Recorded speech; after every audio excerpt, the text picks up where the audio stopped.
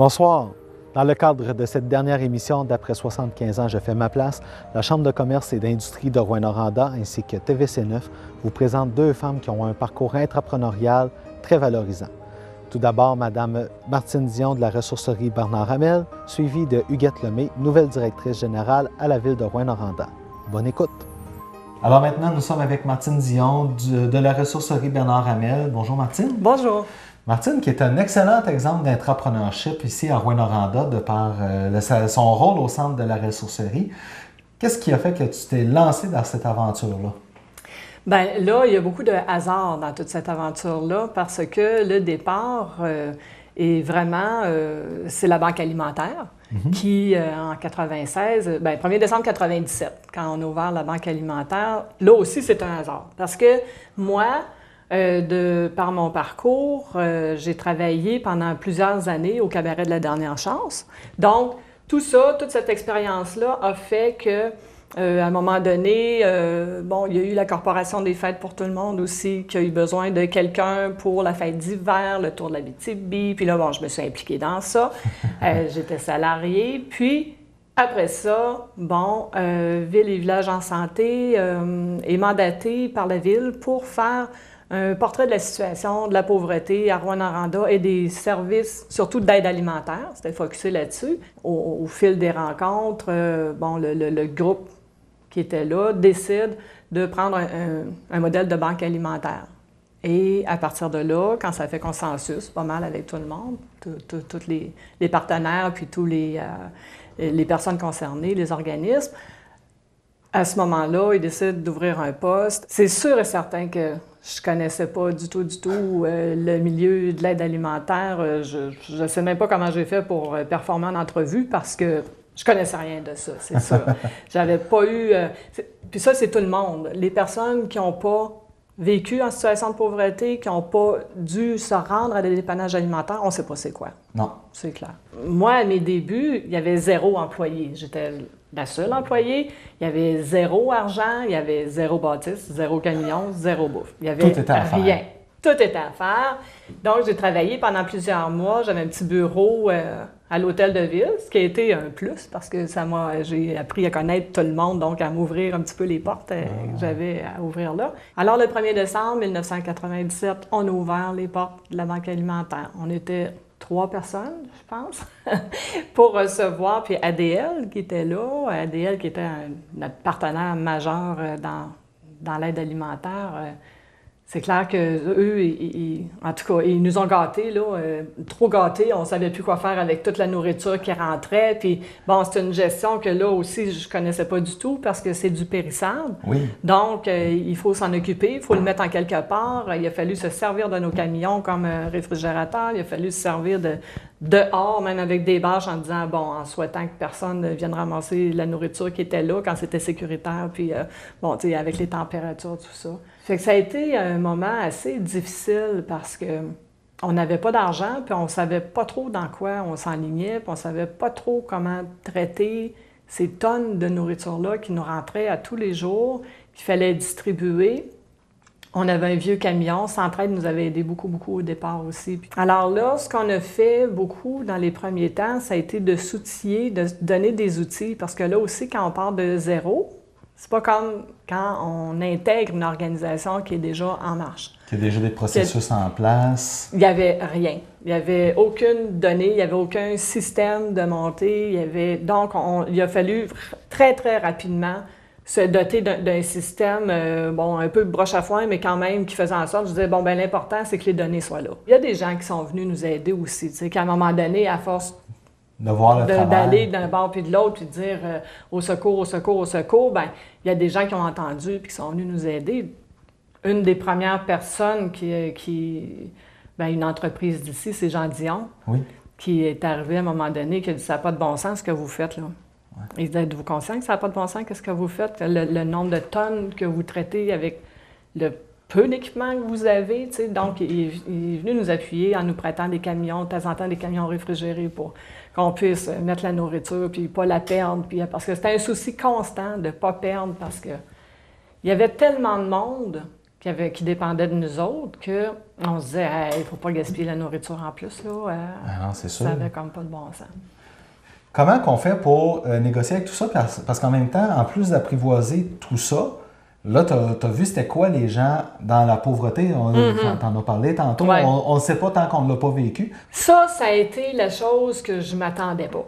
Ouais. À devenir aussi fragile face à des situations d'injustice, à des situations insolubles. Moi, là, ça devenait, je disais, mon Dieu Seigneur, parce qu'on n'avait pas de travailleur social non plus avec nous. Là.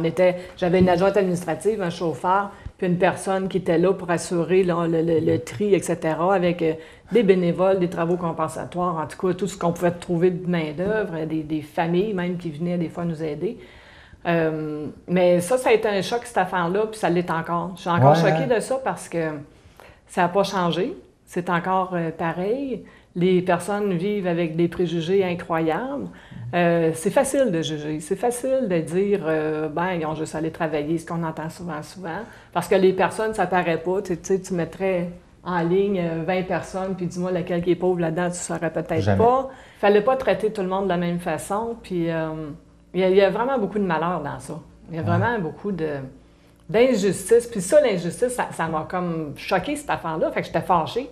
J'étais souvent fâchée. Puis là, à un moment donné, il a fallu que je me défâche parce que j'étais plus efficace là-dedans, là, puis que je me dise, bon, OK, jusqu'où on peut aller? Ouais. On n'avait pas de moyens. Mais après ça, bon, on ne peut pas sauver tout le monde, on ne peut pas. Donc, de quelle façon on va être le plus efficace, on va être le plus capable d'aider ces personnes-là? Moi, je voulais toutes les connaître à un moment donné. Là, à un moment donné, je ne voulais plus les connaître parce que c'était trop lourd, c'était là, ça venait me chercher, tu sais, beaucoup. Puis, mais je trouvais qu'on était, il nous manquait beaucoup d'outils pour arriver à les aider. Puis encore aujourd'hui, tu sais, on patauge un peu. Des fois, on dit, ça serait le fun d'être capable de faire ça, d'aller plus loin. Mais les moyens, on les a pas. Puis moi, je me souviens, on n'avait tellement pas d'argent que même à un moment donné, je n'étais même pas capable de brancher le camion dehors. Je voulais même pas aller acheter une extension, tu sais, tellement qu'on n'avait pas une scène. J'ai dit non, je peux pas acheter une extension. Puis un matin, j'arrive, puis un beau rouleau à flambant neuf, une extension dans l'entrée. Je me mets presque à pleurer, puis dire... Puis là, je suis avec Claude Fortin, qui était mon collègue à l'époque. Puis là, Claude, regarde, c'est un miracle. Puis il est là, arrête, Martine, arrête, c'est moi qui l'ai apporté. On était tout le temps.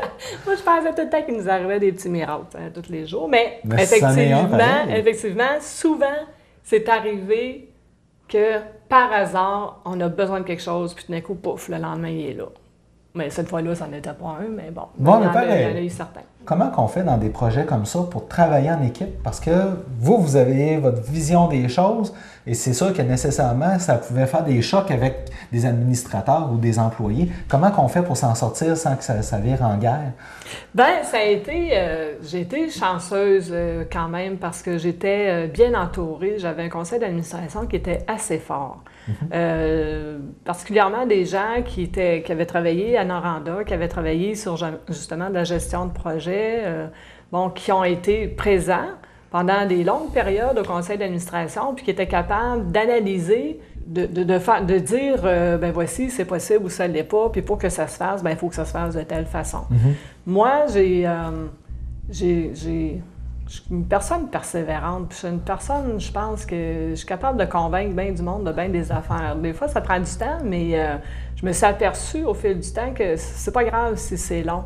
L'important, c'est de ne pas changer à tout bout de champ d'idées ou de passer d'une idée à l'autre. Parce que pour moi, c'était clair qu'on avait un avenir dans la récupération puis le recyclage.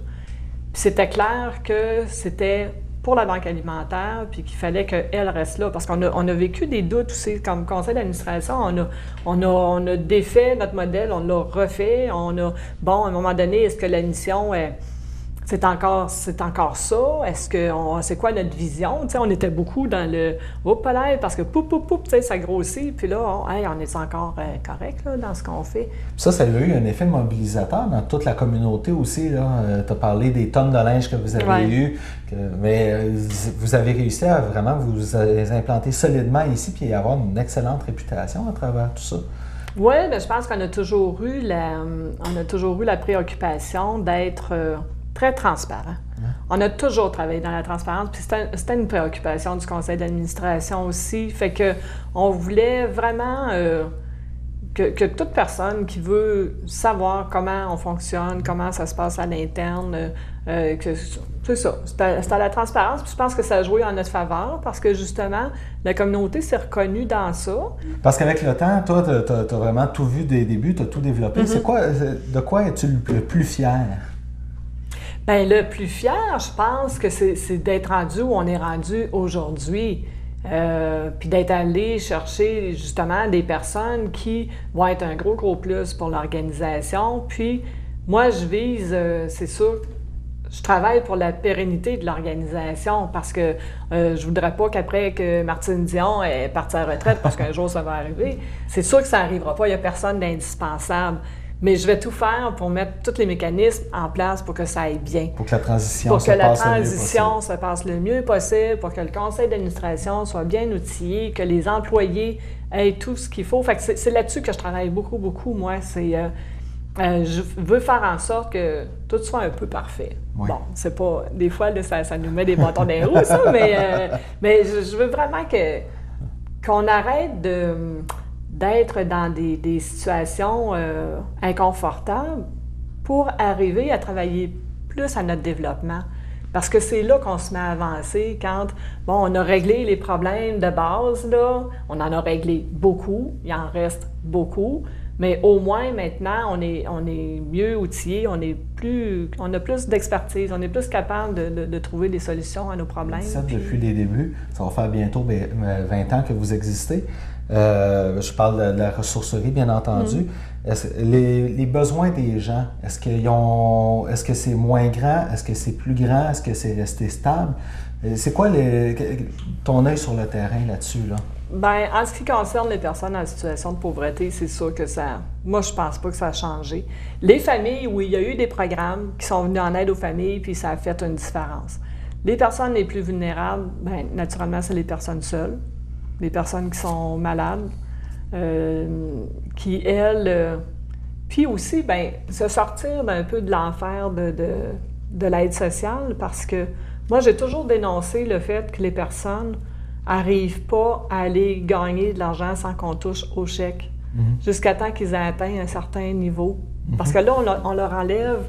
Automatiquement. Tu sais, c'est ça, ils essayent d'avancer, puis le tapis, il roule de l'autre sens, là, tu sais, parce que tu fais un 100$, bien, on va te le couper sur un bord, on va te le couper sur l'autre. Bon, il faut que les lois changent par rapport à ça. Parce que moi, je suis convaincue, j'en ai des personnes qui sont venues ici travailler, puis si on avait pu, nous, les engager à temps plein, on l'aurait fait. Mais moi, je pense que les quelques années qu'on aurait pu les salarier à temps partiel, qui auraient gardé leur chèque, ils auraient fini. Par s'en sortir. Il y en a d'autres, par contre, qui, elles, c'est des personnes qui ne peuvent pas travailler, ne peuvent pas subir le stress de l'emploi, mais sont capables de rendre un service à la communauté, sont capables de venir éplucher des carottes pendant 2 jours, pas 5, 2 qui sont capables. Ouais. Au fil de ta carrière, autant avant que la ressourcerie Bernard Hamel que maintenant, tu as eu à faire preuve de beaucoup d'imagination. Oui. Maintenant, je vais te demander de t'en servir encore en te demandant si tu avais un conseil à lancer à quelqu'un, une femme qui fait face à un grand défi comme toi, tu as accepté de relever. Ce serait quoi ton conseil? Bien, mon conseil, c'est... je pense qu'il y a eu des temps, moi, où le temps, je trouvais que c'était mon ennemi, puis finalement... j'étais dans l'erreur. C'était mon ami, le temps. Parce que, veux pas, le temps passe. Puis, tu sais, je me disais tout le temps que j'étais dans l'urgence. Il fallait, faut que j'aille cette réponse-là, faut que j'aille. Mais l'énergie que j'ai perdue là, à être stressée, là, mon Dieu, que ça m'a pas aidé, ça, cette affaire-là. Ça a été destructeur, en quelque part. Puis, ça a été physiquement difficile. Fait que je pense de voir le temps comme son allié... au lieu du contraire, là, de le voir comme un ennemi, là, parce que, tu sais, de finir le vendredi soir, puis j'ai pas eu le temps de faire mes choses, puis garde, calmons-nous. Faut apprendre à un moment donné à se retirer de ça. Ce que moi, j'ai eu de la difficulté à faire dans les premières années, puis probablement que tout le monde, que ce soit partir une entreprise, ou etc., que tu n'endors pas, puis tu fais des 80 puis des 100 heures par semaine, je sais pas, là, mais il faut, à un moment donné, trouver une activité, aller courir, je ne sais pas, là, mais sortez-vous de ça, là. Prenez du recul un petit peu, puis la vie ne s'arrêtera pas le lendemain. Martine, merci beaucoup. Merci. Alors maintenant, nous sommes assis à l'Hôtel de Ville, dans la salle du conseil, avec Mme Huguette Lemay, nouvelle directrice générale à la ville de Rouyn-Noranda. Bonjour, Mme Lemay. Bonjour. Donc, nouvelle directrice générale ici, mais un parcours quand même fructueux dans le domaine de la santé pendant plusieurs années. Oui, absolument. J'ai été 15 années dans le secteur de la santé. 15 années directes, mais il faut comprendre qu'avant, je travaillais pour une firme d'expertise comptable. Et je faisais quand même la vérification d'organismes dans le secteur de la santé. Donc, c'était pas un inconnu tout à fait. Donc, quand on est dans une firme d'experts comptables, c'est un métier où on a la chance de toucher à plusieurs domaines. Qu'est-ce qui t'a décidé à sauter du côté du secteur de la santé? Bien, je le connaissais par justement les travaux et les différents mandats que j'avais dans le secteur de la santé. Mais vous avez raison, dans l'expertise comptable, on touche à plusieurs domaines. Ce qui m'a fait arriver à l'époque, c'était le centre hospitalier de Rouyn-Noranda, oui.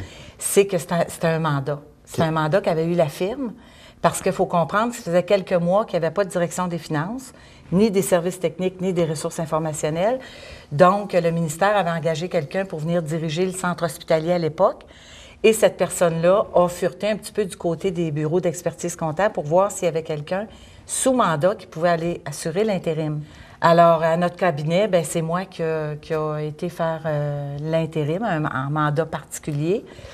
Et ça a pris peut-être 2 semaines, mais je suis tombée en amour avec le milieu de la santé. Il faut comprendre que c'était l'hôpital à l'époque, mais ce qui m'a attirée, c'est vraiment la mission, parce que c'est des gens, la clientèle, c'est des personnes vulnérables.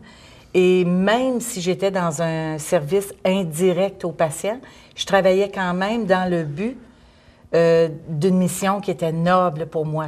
Donc, ça a pris 2 semaines et je suis tombée amoureuse de la mission de l'hôpital. Oui, tout à fait. Donc, la fusion de 2004, tu l'as vécue? Oui, tout à fait.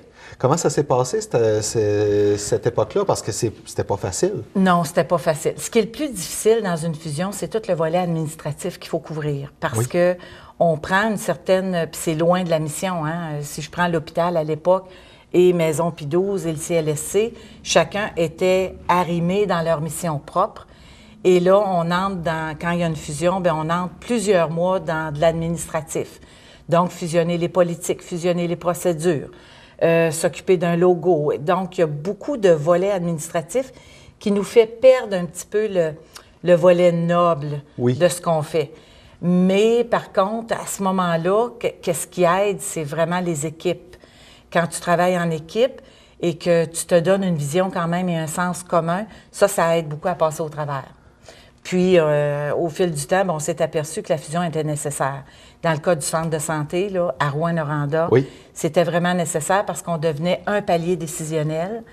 Donc, c'était toute la même clientèle. Alors qu'auparavant, il y avait la clientèle de la Maison Pie-XII, clientèle du CLSC, clientèle d'hôpital. Donc, c'était un petit peu en silo. Alors qu'après la fusion, tu avais un décideur pour la même clientèle. Donc, tu coordonnais les soins pour que vraiment le patient ou l'usager est au bon endroit selon ses requis de service. Donc, c'est un très, très beau projet.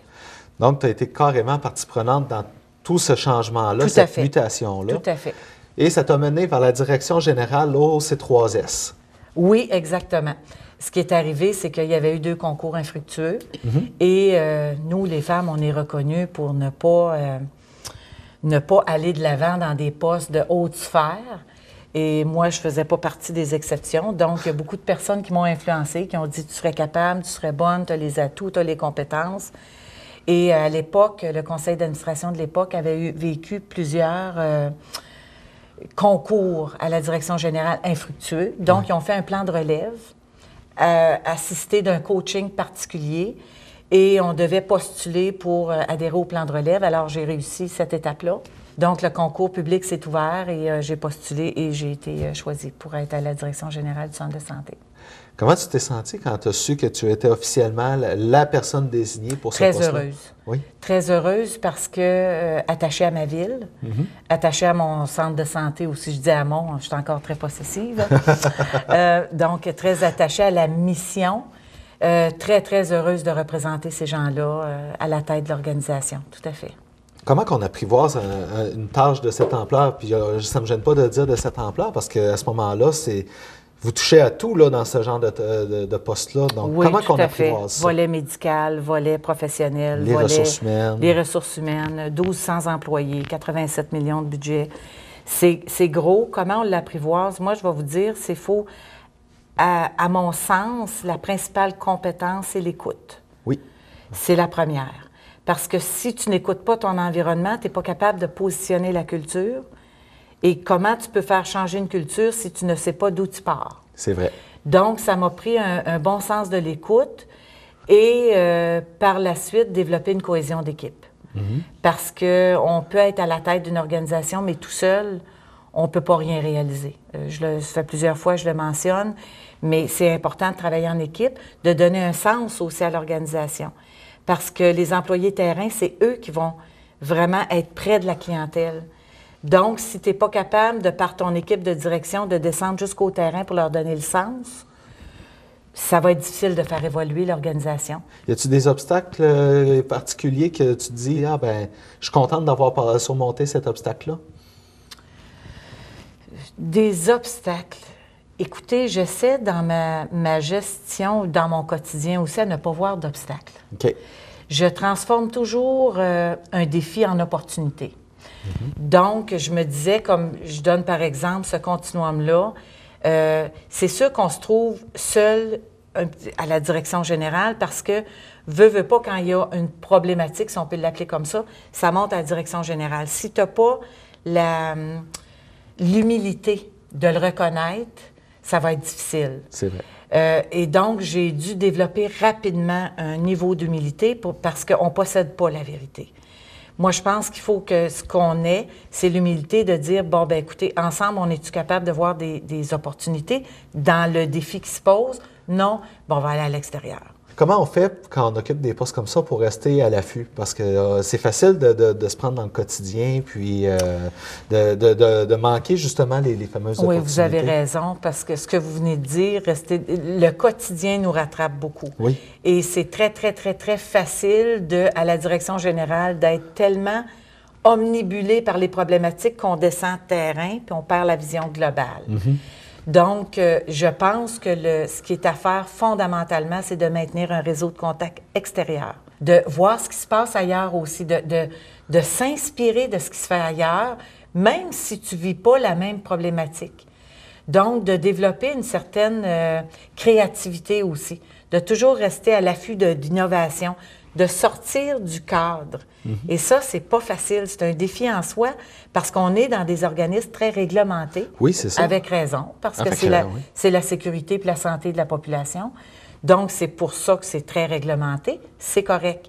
Mais en même temps, il faut sortir du cadre de temps en temps, aller voir ce qui se fait ailleurs, aller s'inspirer. Puis même, on peut même parler au niveau national puis au niveau international. Ça aide à justement apporter des méthodes novatrices, même en respect des règlements. Ça se fait, ça. Mais il faut se le permettre, puis il faut, comme directrice générale, en tout cas, il faut sortir de la zone de confort. Et là, depuis quelques semaines, en fait, tu as eu quelques semaines pour t'habituer à ton nouveau rôle. Maintenant, tu es directrice générale à la Ville de Rouyn-Noranda. Oui. Qu'est-ce qui t'a mené à appliquer sur ce poste et finalement à l'obtenir? Bien, tout d'abord, c'était pas prévu. Hein? Il y a quelques mois, c'était même pas dans mes pensées. Il y a quelqu'un d'assez influent qui m'a parlé du poste qui était vacant. Et là, la semence était faite. Et donc, j'ai commencé à cheminer. Et ce qui a fait le déclic, c'est que c'est un service à la population complète. C'est les près de 43 000 de population, la même population qui était au centre de santé. Ça touche une multitude de facettes, qu'on parle de développement économique, qu'on parle de culture, qu'on parle de santé publique, qu'on parle de sécurité publique. De voirie. Qu'on parle de voirie. Devoirie, je ne l'ai pas dit en premier, c'est pas ça. C'est fondamental. Donc, tous les services, la multitude, c'est ce qui est venu me chercher. Parce que je suis une personne qui aime la diversité, qui n'aime pas le monotone. Et je pense que je vais être très, très bien servie. Comment tu entrevois tes prochaines années dans ton nouveau défi? Je les entrevois avec un très grand enthousiasme. C'est sûr qu'il y a beaucoup d'enjeux. Hein? On sait qu'il y a des personnes qui sont ici à partir du premier, qui est M. Charon. Ça faisait plusieurs années qu'il était ici. Il y a un mouvement culturel qui va se passer, important. Parce que quand tu es 35 ans quelque part, bien, c'est une philosophie, c'est une culture qui s'installe. Puis elle ne s'installe pas juste dans l'organisation, elle s'installe dans la communauté. Oui. Et là, ça va être un changement de culture majeur.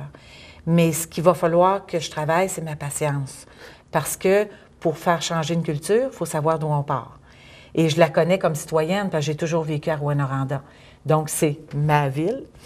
Mais donc, je la connais de l'extérieur. Je l'ai connue aussi comme partenaire du centre de santé. Mais là, il faut que je la connaisse de l'intérieur. Quand on occupe des postes comme ça, c'est facile de travailler de nombreuses heures. Tout à fait. Tu es mère de famille. Oui. Comment tu as fait au fil du temps pour pouvoir concilier la famille et le travail à travers tes responsabilités? La clé de ce succès-là, si je peux dire succès, parce que j'ai réussi à, moi, m'épanouir et bien élever mes enfants, bien les éduquer, tout ça, c'est un projet de partenariat avec mon conjoint. C'est clairement ça. Ça fait 32 ans qu'on est ensemble. Donc, on a eu notre projet de vie. Notre projet de vie, qui était la famille, a toujours été au cœur de chacune des décisions. Dans ma carrière, je ne suis pas carriériste. Je n'ai pas de plan de carrière. Je vais où mon cœur me mène et je ne vais pas où mon cœur me dit de ne pas aller. Donc, vous comprenez, c'est ça qui m'a guidée beaucoup. Par contre, toute décision, ça s'est pris mon conjoint et moi, et quand les enfants étaient un petit peu plus grands, avec les enfants. Tu as abordé tantôt le fait que quand l'opportunité d'être directrice générale au C3S s'est présentée, tu ne t'es pas considérée comme une candidate d'emblée. Et le fait que c'est peut-être un peu culturel chez les femmes, est-ce que tu sens qu'il y a un changement de ce côté-là? Je me plais à penser que l'homme et la femme ne sont peut-être pas mus pour les mêmes pulsions. Okay. C'est-à-dire que moi, je ne recherche pas absolument le pouvoir, sauf si j'ai une bonne cause. Là, on va vouloir y accéder, pour vouloir bien faire les choses, puis pour pouvoir améliorer un processus ou améliorer une façon de faire. Et je pense que la femme a comme ce petit côté maternel, là. Oui, je comprends. De dire, si je peux faire une différence, parce que, en tout cas, pour ma part, moi, c'est ce qui s'est passé. Quand les gens venaient me voir pour le centre de santé, ils me disaient « Écoute, tu pourrais tellement améliorer le climat de travail, tu pourrais améliorer ce volet-là des soins et services, ta façon d'apporter les choses. » Oh, là, c'est venu chercher mon petit côté maternel. La même affaire pour la ville. Quand les personnes m'ont approché et ont dit « Le poste va devenir vacant, tu pourrais apporter une plus-value à cet égard-là, Oups, c'est mon petit côté maternel. » Oui, je comprends. Si tu avais un conseil à lancer à quelqu'un qui fait face à ce genre de défi-là, une femme particulièrement, ce serait quoi? De se faire confiance. De se faire confiance, puis d'écouter son instinct aussi, puis son intuition. Parce que quand on sent qu'on est à la bonne place au bon moment, on peut faire des choses extraordinaires. Et des fois, le doute peut empêcher une organisation d'avancer juste par rapport à ça. Et les femmes n'ont pas à avoir peur, on doit se faire confiance, puis écouter notre intuition puis notre instinct, je pense, à mon avis. Huguette Lemay, merci beaucoup pour ton temps. Ça me fait plaisir, merci. C'est ce témoignage de Mme Huguette Lemay qui clôt notre série « Après 75 ans, je fais ma place ». Nous espérons que vous avez su apprécier à la juste valeur le parcours de ces 27 femmes d'affaires et d'action qui font le bonheur de Rouyn-Noranda. Nous vous souhaitons une belle fin de soirée et si vous voulez revoir le parcours de ces 27 femmes, je vous invite à aller sur le site Internet de TVC9. Bonne fin de soirée!